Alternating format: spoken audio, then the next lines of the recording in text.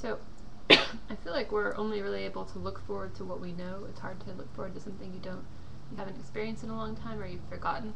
So what I find myself most looking forward to about is, I don't want to say getting better. There's a lot of words I don't like to use, like healthy, getting better, anyway, because they have like weird connotations for me, or I've just heard them so many times with so much pressure associated with them.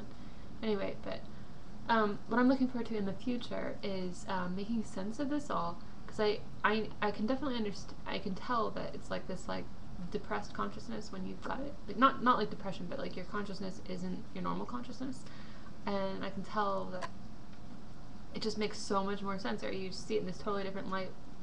And I'm just kind of looking forward to the shock of that, because I get little tiny shocks every now and then about like, oh wow, I see this totally differently now. Like I used to see it as like I was sort of a pain on my parents that I kept asking them for money to get better, and now I'm like, dang, like I was doing them a favor by asking for what I needed to get stuff to get better, because I was handling a major issue, and it was just my responsibility actually to fight for myself. Or like times when I was like fighting, I was like, actually guys, I need more money for treatment stuff, like I need to get this and that, and I actually need to do something, and you actually need to treat myself.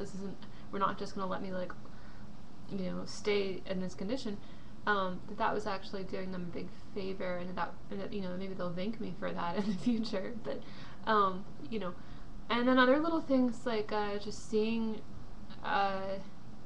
stuff differently, like and what I was telling my mom, what I was realizing is, it's like if you're one person for a while, and then you get Lyme or fatigue, and you change into this other person. You feel like a different person. Your personality is different. Your consciousness is different. Everything's different, and you feel like the other person you like is somebody else, like a friend or somebody you used to know or whatever.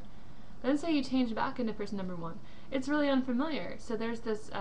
It's like a funny paradox where you're unfamiliar with yourself, like something that should be so familiar to you that you don't even notice it, which is your personality and yourself and your consciousness and the way that you are as a person, is like really strange.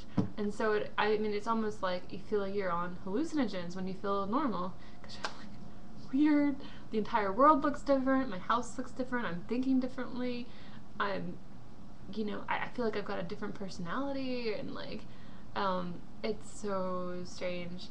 And it's kind of like this like stranger moves into your body. I mean, I'm not saying I'm well or anything, like, but it's like this like ghost moves in, and like suddenly your brain is just working differently. And I guess it's just that when you get, the infections really affect your consciousness. So if you change the level of infections, you've got a different consciousness there. So anyway, this is gonna be a short video. It's just 30 minutes. So that's all